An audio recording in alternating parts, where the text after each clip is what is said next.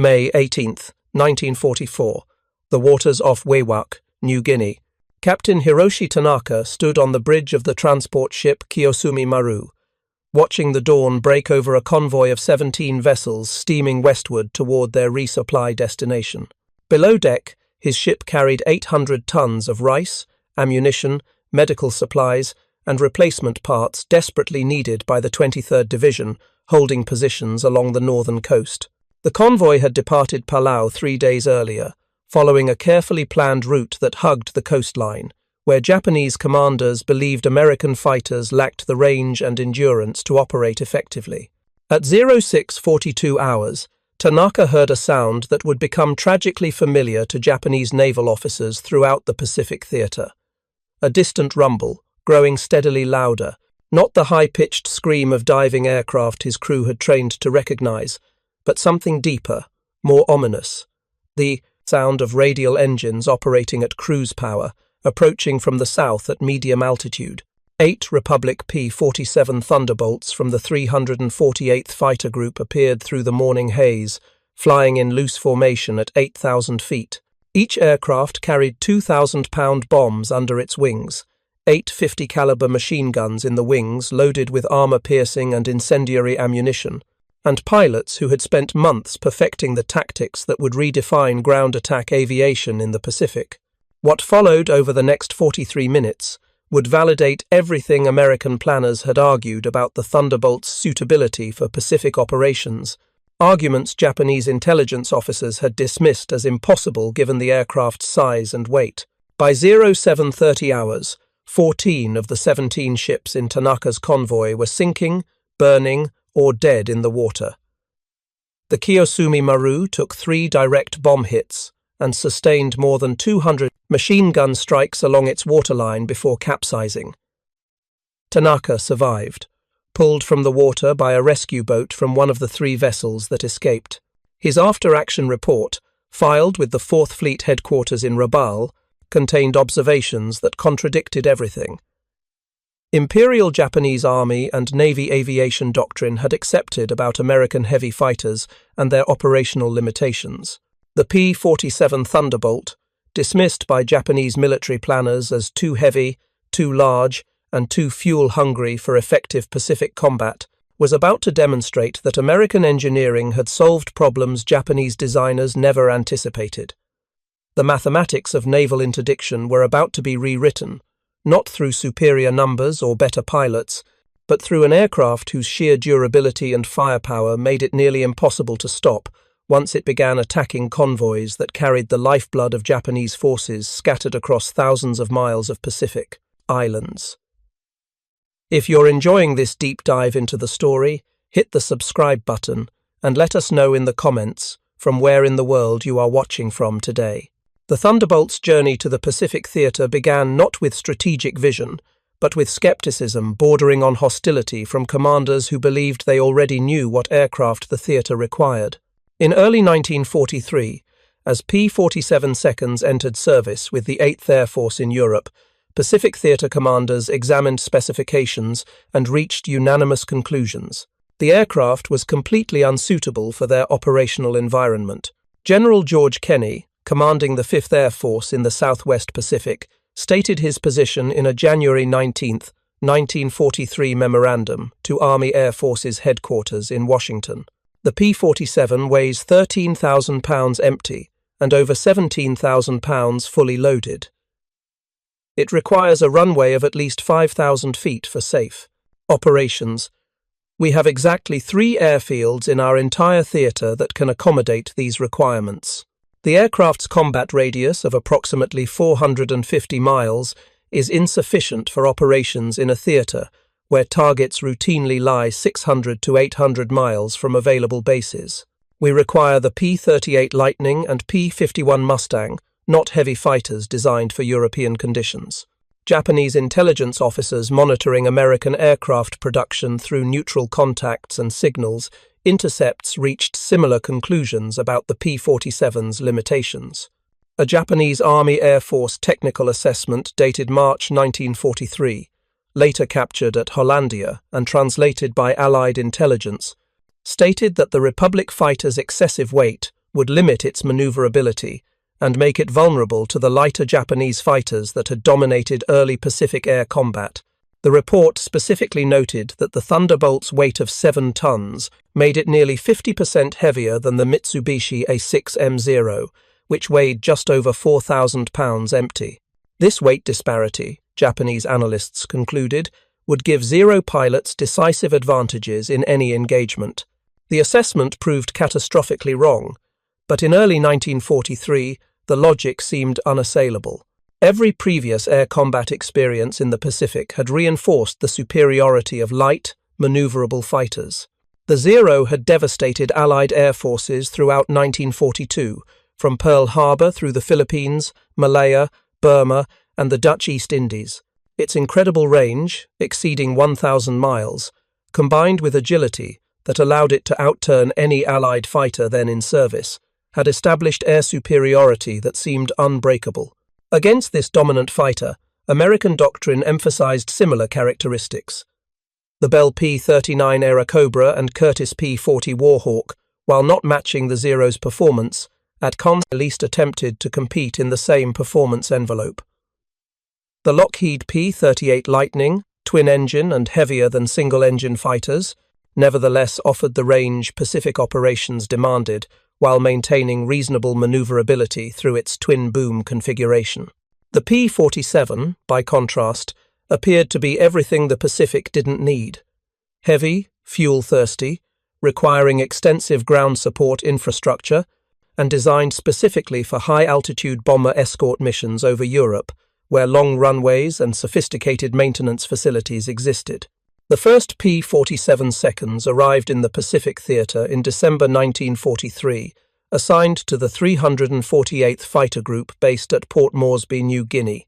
The group had previously flown P-47 Airacobras and approached their new aircraft with profound skepticism.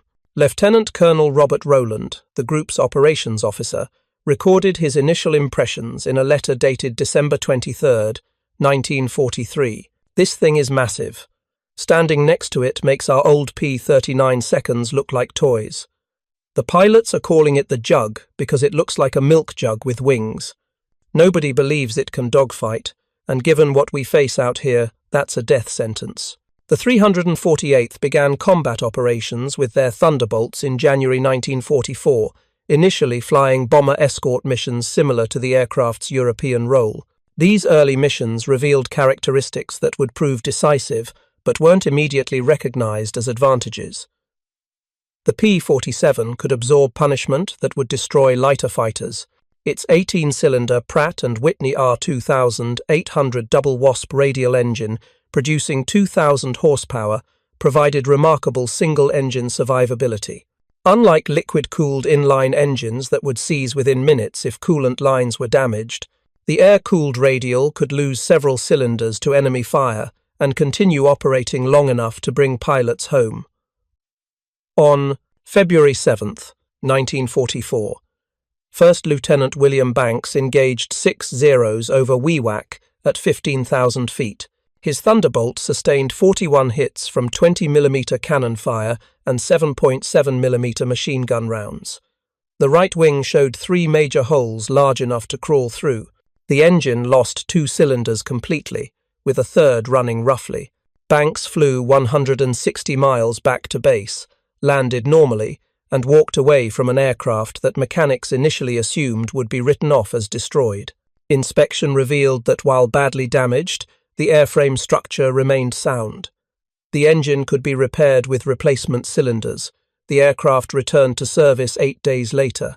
This incident, and dozens like it throughout early 1944, began changing perceptions about the Thunderbolt's suitability for Pacific combat.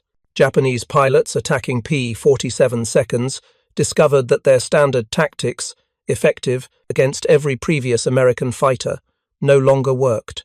Zero pilots typically relied on their superior maneuverability to get behind enemy aircraft, close to point-blank range, and fire sustained bursts that would shred vulnerable fuel tanks, coolant systems, and control surfaces. Against Thunderbolts, this approach failed consistently. The P-47's fuel capacity of 375 gallons divided among 8 self-sealing tanks, meant that even multiple tank penetrations rarely resulted in catastrophic fuel loss or fire. The radial engine's bulk provided natural protection for the pilot, who sat behind nearly 3 feet of engine block that could absorb direct hits without compromising the cockpit. The aircraft's thick wings, designed to carry heavy bomb loads for ground attack missions, shrugged off damage that would cripple lighter structures. By March 1944, combat loss statistics told a story that contradicted pre-war assumptions about fighter design philosophy. The 348th Fighter Group's loss rate per 100 sorties averaged 0.8 aircraft, compared to 2.4 for P-38 Lightning units and 3.1 for remaining P-40 Warhawk squadrons. Pilot survival rates showed even more dramatic differences.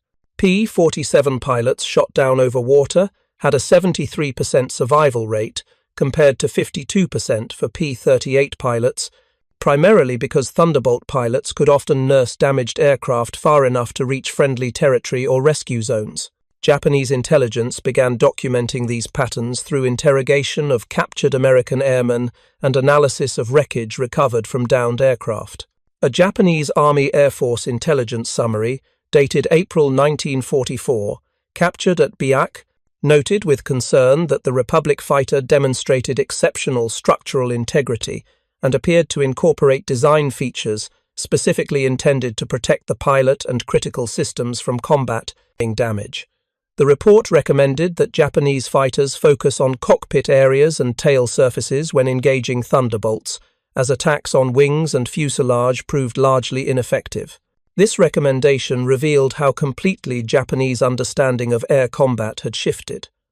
For 2 years, their pilots had learned that sustained fire at any part of an enemy aircraft would bring it down.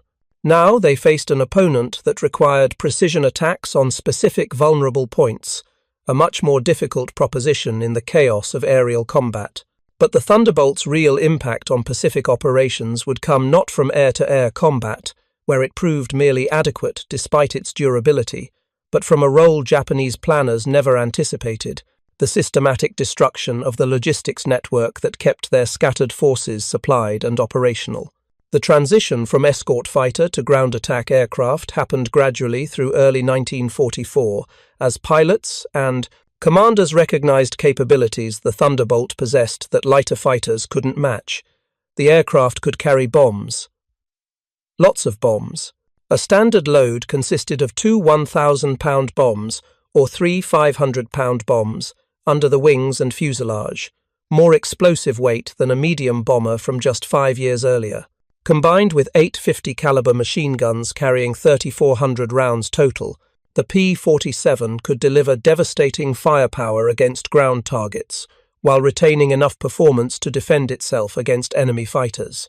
The breakthrough came in April 1944 when Major Joel Paris, commanding the 342nd Fighter Squadron of the 348th Group, led 12 Thunderbolts on a shipping strike against a convoy discovered off the coast of Hollandia. Each aircraft carried 2 1,000-pound bombs and full ammunition loads. The attack, conducted from medium altitude with dive bombing runs, sank 4 transport ships and damaged 3 others in a single engagement lasting less than 20 minutes. Paris's after-action report emphasized that unlike previous attempts with lighter fighters, none of his aircraft were lost to anti-aircraft fire, despite intense opposition from destroyer escorts. The Thunderbolt's rugged construction allowed pilots to press attacks through defensive fire that would have forced lighter aircraft to break off. This single mission validated a tactical concept that would transform Pacific air operations. The P-47 wasn't designed as a Navy-busting aircraft, but its combination of payload capacity, survivability, and firepower made it devastatingly effective in that role. 5th Air Force Headquarters immediately began developing tactics and training programs to exploit this capability.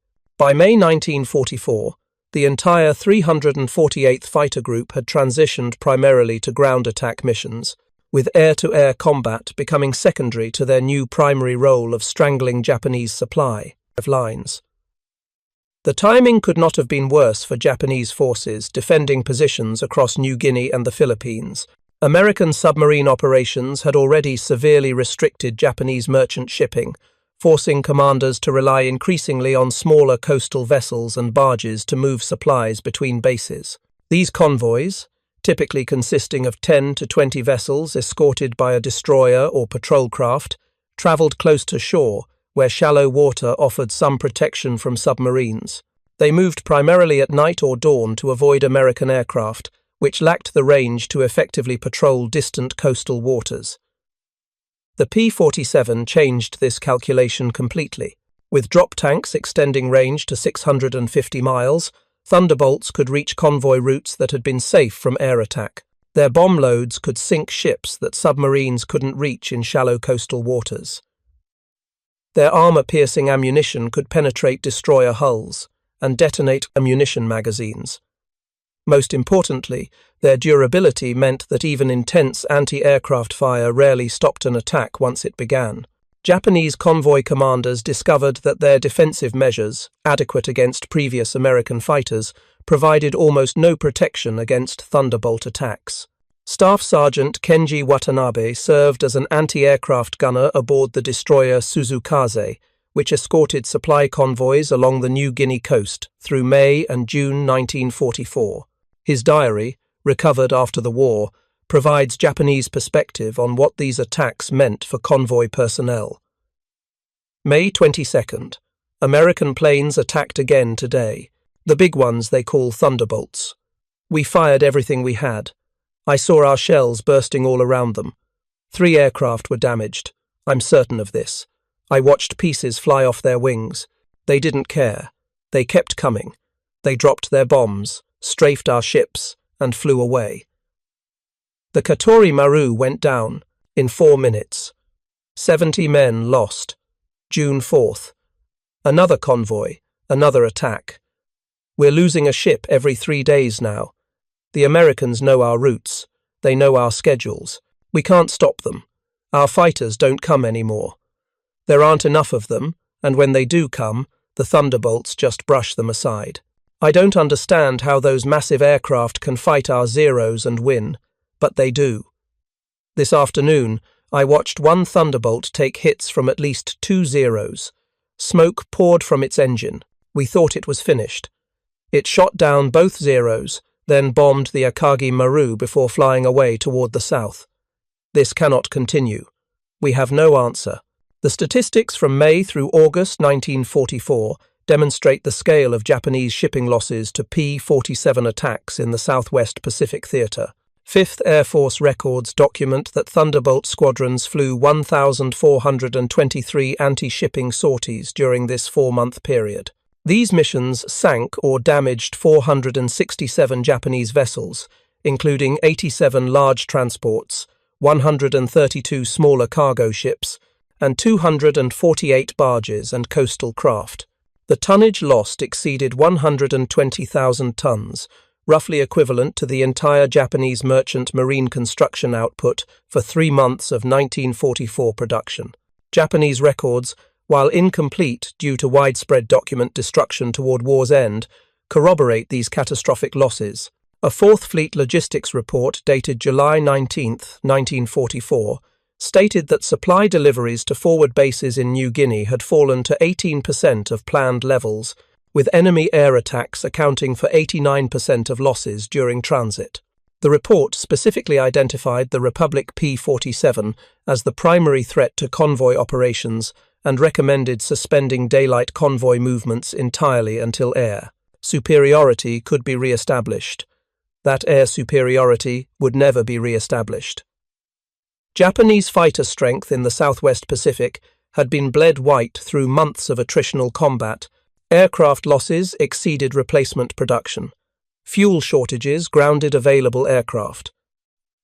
Experienced pilots died faster than training programs could replace them. By June 1944, Japanese air forces in New Guinea could no longer contest American air supremacy in any meaningful way. This collapse of Japanese air defense meant that P-47 squadrons operated with near impunity against convoy routes. The Thunderbolts developed tactics specifically designed to maximize shipping destruction while minimizing risks from anti-aircraft fire. Strike packages typically consisted of 8 to 12 aircraft divided into bombing and strafing flights. The bombing flight would attack from 8 to 10,000 feet, diving at 45-degree angles to release weapons from 4,000 feet, below the effective ceiling of most shipboard anti-aircraft guns, but high enough to avoid damage from bomb explosions. The strafing flight would follow immediately, attacking from mast height with armor-piercing and incendiary ammunition that could penetrate decks and hull plating, igniting fuel and ammunition stores. These attacks proved devastatingly effective. Japanese transport ships lacked the armored protection and damage control systems of warships. A single 1,000-pound bomb striking a cargo hold loaded with ammunition or fuel could destroy the entire vessel in seconds. Even near misses often caused flooding that would sink ships lacking adequate compartmentalization. Machine gun fire, while individually less destructive than bombs, created hundreds of penetrations that allowed progressive flooding and started fires in wooden deck structures and cargo materials. The psychological impact on Japanese convoy crews matched the physical destruction. Men who survived attacks described overwhelming helplessness, watching massive American fighters methodically destroying their ships while defensive fire seemed to have no effect. Unlike submarine attacks, which happened without warning and ended quickly one way or another, air attacks unfolded over extended periods, typically 20 to 30 minutes, during which crewmen could do nothing but wait for bombs or bullets to find them. If you find this story engaging, please take a moment to subscribe and enable notifications. It helps us continue producing in-depth content like this. Lieutenant Masao Fujita served as executive officer aboard the transport Sakura Maru, which operated convoy routes between Palau and Western New Guinea from March through June 1944. His account, recorded during interrogation after his capture in July, provides rare detailed description of these attacks from Japanese perspective. We learned to recognize the Thunderbolts by their engine sound, different from other American planes, deeper, more threatening. When we heard that sound, we knew we had perhaps 5 minutes before they arrived. The captain would order maximum speed, try to reach shallow water where perhaps they couldn't dive as steeply. It never helped. They would circle above us, taking their time, choosing which ships to attack first. Then they would roll over and dive. You couldn't follow them with guns. They came too fast. The bombs would fall. The explosions would walk through the convoy, and ships would begin sinking. Then the strafing would begin, and that was worse than the bombs. The noise was unbelievable, thousands of bullets hitting metal. I saw a man cut in half. I saw the bridge of the Miyako Maru disintegrate, everyone inside killed instantly. I saw our deck gun crew simply cease to exist when bullets found the ready ammunition. When they finally left, we would count the ships still afloat and the men still alive. Every convoy, we lost more of both. By June, we were losing 2 ships out of every 3.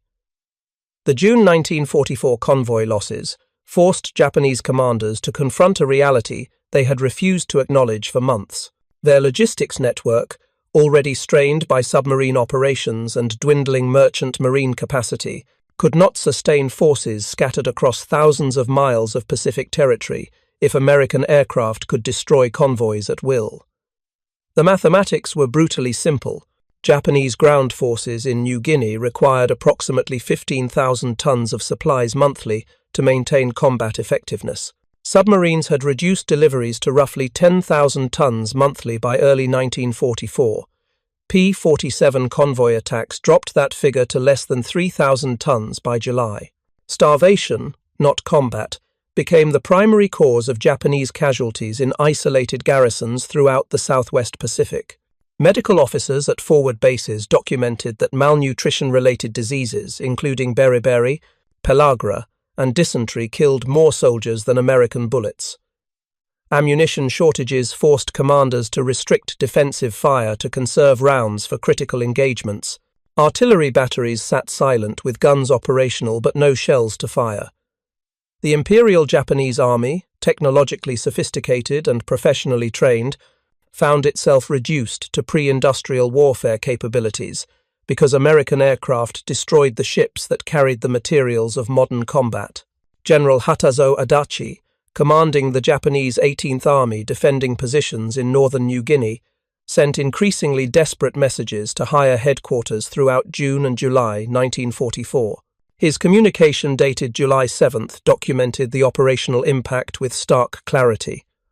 Our forces have received 8% of requested supplies during the past 30 days. Ammunition stocks are critically low across all units. Food supplies are exhausted. Men are subsisting on whatever can be foraged from local vegetation. Medical supplies are gone. Wounded soldiers die from infections that proper treatment would cure. Malaria incapacitates 40% of effective strength. We cannot sustain defensive operations under these conditions. We cannot attack. We can only wait and die.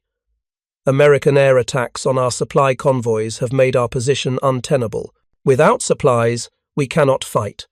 Without the ability to fight, our presence serves no purpose except to provide targets for enemy firepower. Adachi's assessment proved prophetic. By August 1944, Japanese positions in New Guinea had effectively ceased to function as combat forces. The 18th Army, numbering approximately 100,000 men at its peak, deteriorated into isolated pockets of starving soldiers, incapable of coordinated resistance. American and Australian forces bypassed many of these positions, leaving them to wither without supply while directing combat power toward more strategic objectives in the Philippines and beyond. The P-47's role in this collapse extended beyond simple ship-sinking statistics. The Thunderbolt's presence over convoy routes forced Japanese logistics planners into impossible choices. Large convoys offered better defensive firepower, but presented concentrated targets that single airstrikes could devastate.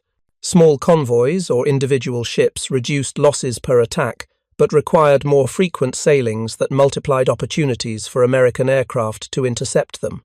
Daylight sailing meant better navigation and faster transit, but guaranteed air attack. Night sailing offered concealment, but resulted in slower speeds, groundings, and collisions in poorly charted coastal waters. Every option carried unacceptable risks, yet supplies had to move or forward positions would collapse. Japanese commanders chose different solutions.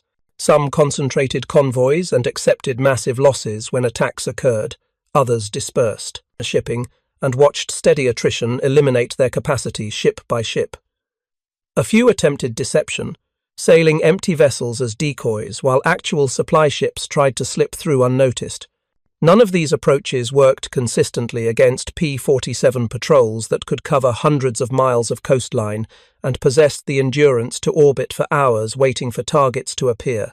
The tactical evolution of Thunderbolt anti-shipping operations through mid-1944 demonstrated how quickly combat experience refined methods and improved results.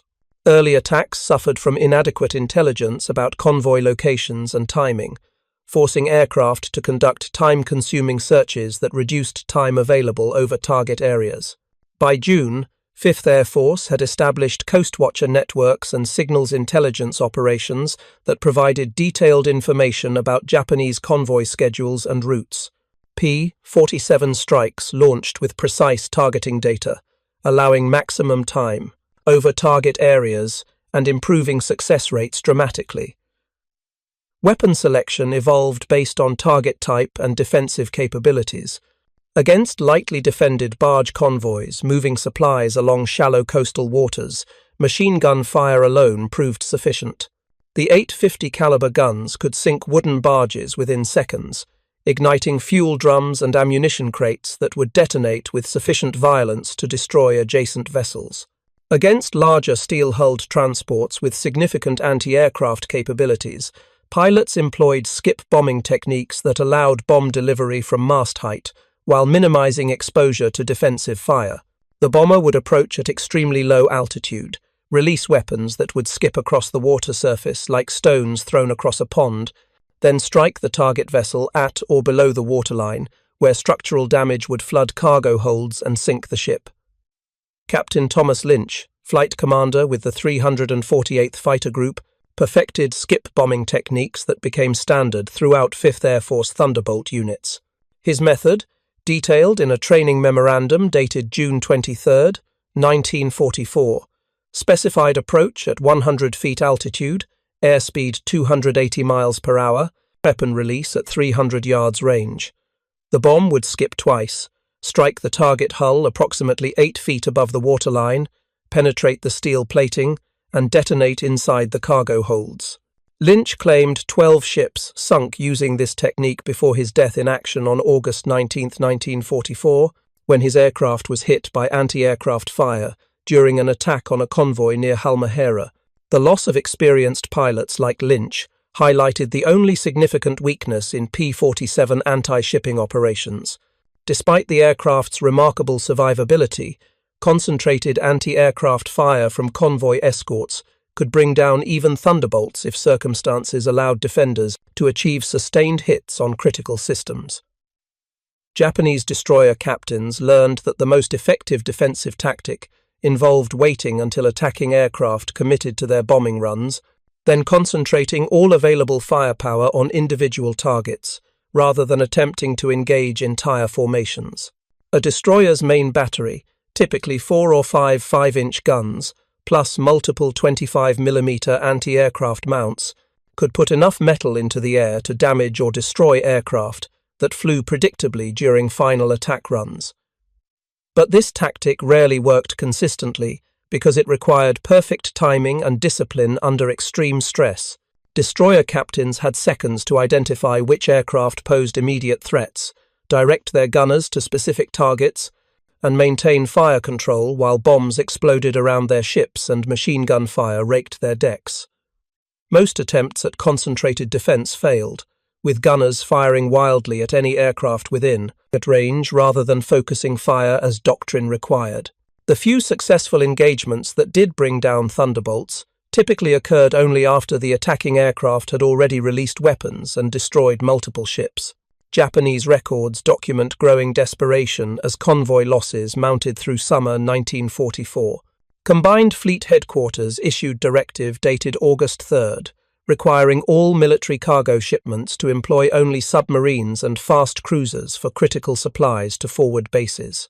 Surface convoys would continue for low-priority cargo and personnel, but nothing essential to combat operations would be entrusted to vessels vulnerable to air attack. This directive acknowledged, in effect, that Japan had lost control of the maritime approaches to its island garrisons and could no longer guarantee supplies would reach destinations if they travelled by surface ship. The directive proved impossible to implement at required scale.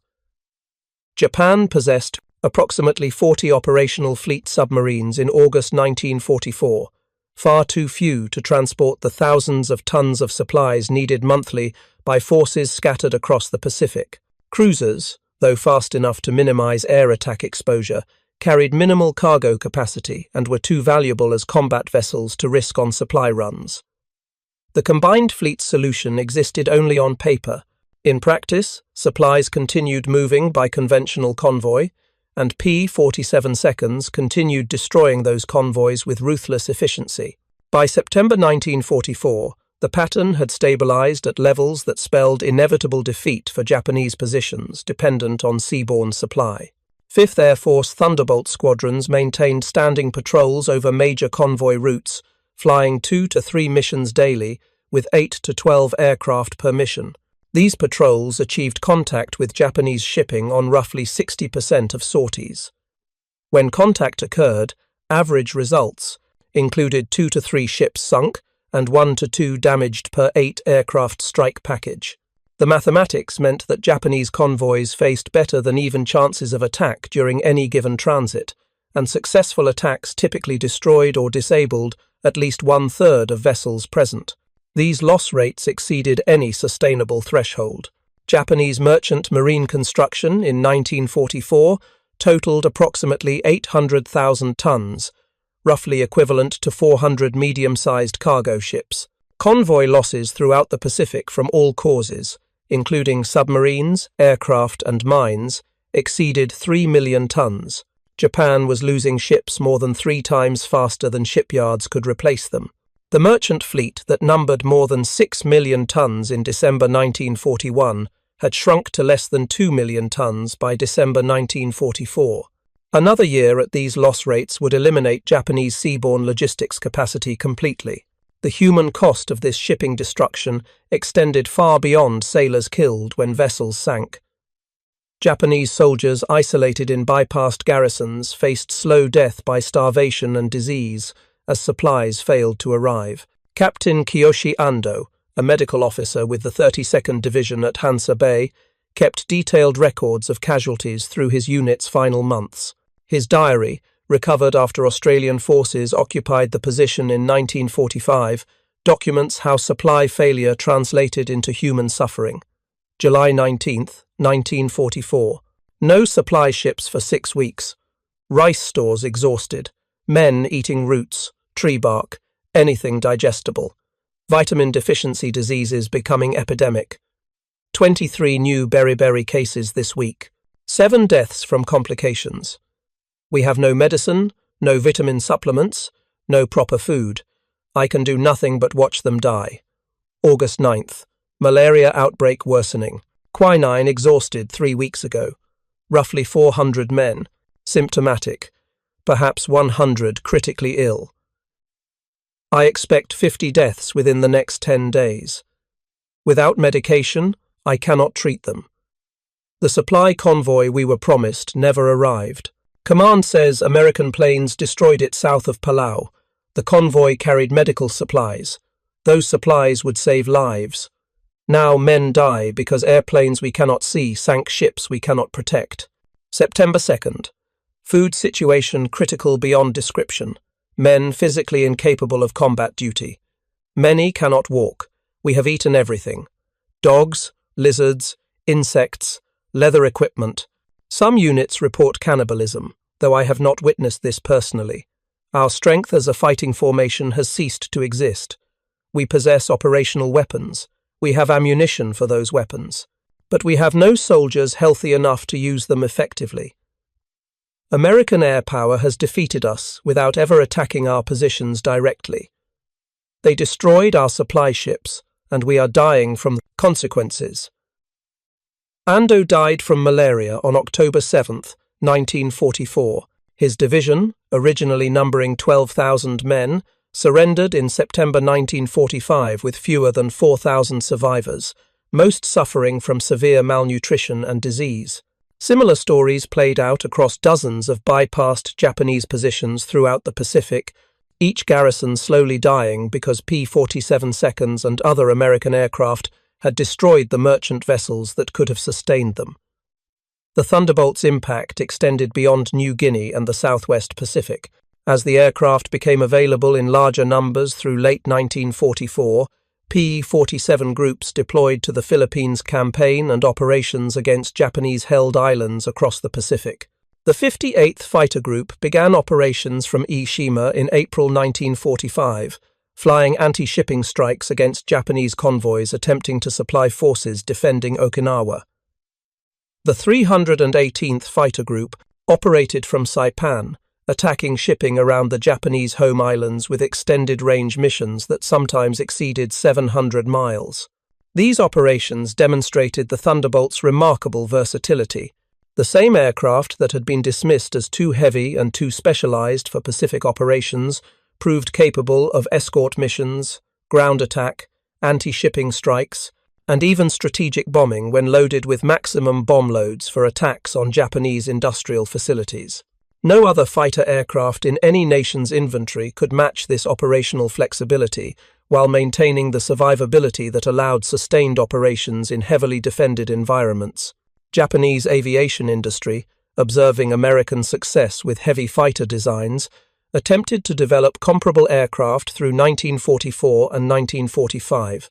The Kawanishi N-1 KJ Shiden, designed as a heavy fighter with armor protection and substantial firepower, entered service in late 1944. Initial production aircraft suffered from mechanical unreliability reminiscent of early German Panther tanks, with engine failures and landing gear problems that restricted operational availability. Even when fully operational, the Shiden lacked the payload capacity and range that made the Thunderbolt effective in ground attack roles. Japanese engineers understood the theoretical requirements, but lacked the industrial capacity and operational experience to translate theory into functional hardware at scale. The final months of the Pacific War saw P-47 seconds increasingly employed in direct support of ground operations rather than anti-shipping missions. The reason was simple. By early 1945, Japanese merchant shipping had been so thoroughly destroyed that targets barely existed. American submarines and aircraft of all types had reduced the Japanese merchant fleet to roughly 1 million tons, most of which remained in home waters, unable to venture into open ocean for fear of attack.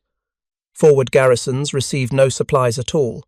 Isolated units fought with whatever ammunition remained, ate whatever food could be foraged, and waited for inevitable defeat or death. The strategic bombing campaign against Japan employed Thunderbolts as long-range escorts for B-29, superfortress bombers attacking industrial targets in the home islands. In this role, the P-47 returned to missions similar to its European employment, though at much greater ranges and over targets far more heavily defended than anything in Germany. The 318th Fighter Group flew escort missions from Ieshima that exceeded 800 miles one way, approaching the absolute maximum range achievable with external fuel tanks and careful fuel management. Pilots who had spent months sinking ships now protected bombers attacking factories, demonstrating once again the aircraft's versatility. First Lieutenant Robert Sedgwick flew 92 combat missions in P-47 seconds with the 348th Fighter Group from February 1944 through August 1945.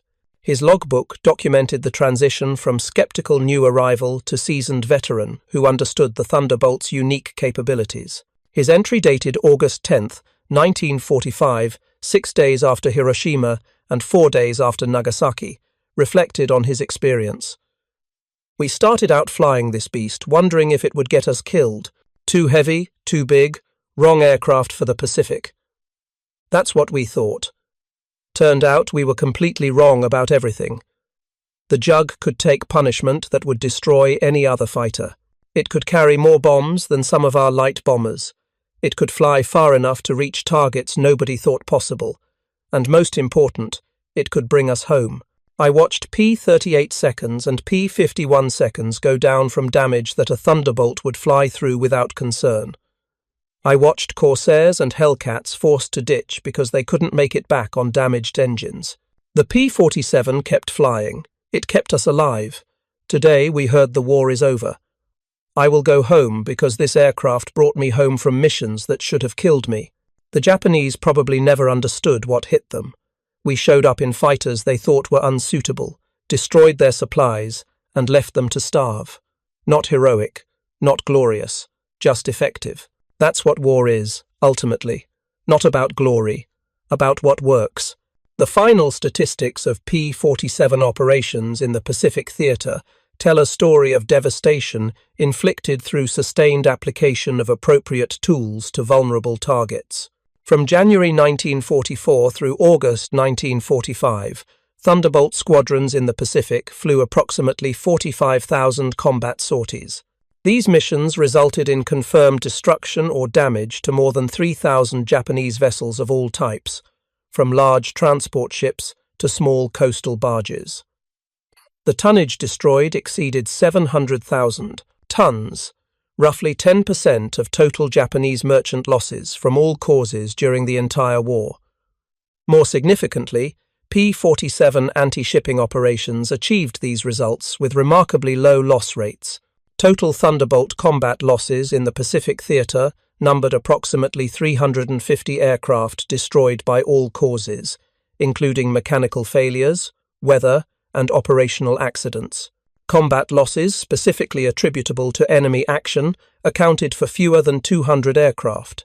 This meant that P-47 units achieved loss rates below 0.4% per sortie, among the lowest of any aircraft type in any theater during World War II. These numbers vindicated American decisions about aircraft design philosophy that Japanese engineers and commanders had dismissed as fundamentally wrong. The Americans had built a fighter prioritizing survivability and payload capacity over maneuverability and theoretical performance. They had accepted increased weight and complexity in exchange for capabilities that seemed unnecessary until combat revealed their value. They had designed an aircraft that could absorb battle damage, carry heavy weapons loads, fly long distances, and bring pilots home safely. The Japanese had built fighters optimizing maneuverability and range while accepting minimal protection and limited growth potential. When these design philosophies clashed in the crucible of Pacific combat, American approaches proved overwhelmingly superior. The contrast with Japanese fighter development proved particularly stark. The A6M-0, magnificent in 1941 when it faced obsolete Allied aircraft, became a death trap by 1944 when confronted with designs incorporating hard lessons from 2 years of combat. Zero pilots who survived long enough to become experienced learned that their only hope against Thunderbolts involved avoiding combat entirely unless circumstances gave them overwhelming advantage. Direct engagement with P-47 seconds almost inevitably ended badly for Japanese fighters. The psychological impact on Japanese pilots mirrored what German tankers experienced facing Sherman reliability. Men who had been trained to believe in their equipment's superiority discovered through harsh experience that their beliefs were wrong. Japanese fighter pilots learned that the heavy American fighter they had been told was clumsy and vulnerable actually outdove them, outshot them, and most critically, wouldn't die when damaged. Zero pilots achieving clean hits with 20mm cannon fire watched Thunderbolts absorb the damage, keep flying, and escape to fight again. This experience, repeated across thousands of engagements, broke the confidence that had sustained Japanese aviation through early war victories. Captain Saburo Sakai, among the most experienced Japanese fighter pilots to survive the war, wrote extensively about his encounters with Thunderbolts during defensive operations over the Philippines in late 1944. His account describes the demoralization that spread through Japanese fighter units as they confronted American aircraft they couldn't effectively counter. "We knew when Thunderbolts were attacking convoys that our intervention would accomplish nothing. We could attack them, we could shoot them, but we could not stop them from completing their missions. They would destroy our ships regardless of what we did. Our bullets seemed to pass through them without effect. When we managed to damage one enough that it left the formation, we would watch it fly away toward American bases, damaged but still flying. Our own aircraft, if damaged similarly, would fall from the sky or explode." This disparity in survivability destroyed morale more effectively than any defeat in combat. We knew we were fighting with inferior tools against opponents who had solved problems we didn't know existed. The war ended in August 1945 before the Broom. Thunderbolt's full potential in the Pacific could be realized. Plans existed for massive P-47 deployments supporting the invasion of Japan scheduled for November. These operations would have employed thousands of Thunderbolts in ground attack roles similar to their European employment during the final months there.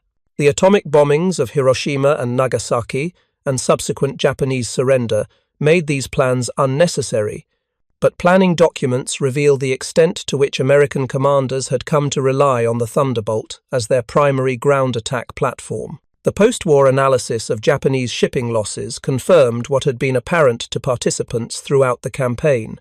American air power, particularly medium and heavy fighters employed in anti-shipping roles, had strangled Japanese logistics to the point where continued resistance became impossible, regardless of willingness to fight. The Japanese military possessed substantial combat strength in August 1945. Millions of soldiers remained under arms. Thousands of aircraft had been husbanded for final defensive operations. But without fuel to operate those aircraft, without food to feed those soldiers, without ammunition to arm them, that strength existed only theoretically. The P-47 Thunderbolt, dismissed as unsuitable for Pacific operations by both American and Japanese planners in early 1943, proved to be among the most strategically significant aircraft in the theatre. Its combination of survivability, payload capacity, and operational flexibility allowed tactics and operations that lighter, more specialized aircraft simply could not execute. The Japanese High Command's initial assessment that the aircraft's weight would limit its effectiveness proved catastrophically wrong because their analysis focused on air-to-air combat performance, while ignoring the possibility that heavy fighters might redefine what effective Pacific air operations required. The lesson extended far beyond aircraft design. Wars are won not by weapons that perform best according to pre-war doctrine, but by weapons that adapt most effectively to actual combat requirements as they emerge through experience. The Thunderbolt succeeded in the Pacific because American industrial capacity could produce it in quantity. American pilots learned to employ it effectively, and American commanders proved willing to discard preconceived notions about proper employment when evidence suggested better approaches existed.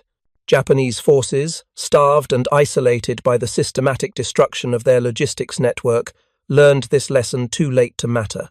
The convoys that might have sustained them rested on the ocean floor, destroyed by an aircraft nobody thought would work in the theatre. The mathematics of Pacific warfare had been rewritten by 7,500 pounds of metal, armour, and firepower that refused to die easily and carried enough weapons to sink ships faster than Japanese industry could build them. Thank you for watching. For more detailed historical breakdowns, check out the other videos on your screen now, and don't forget to subscribe.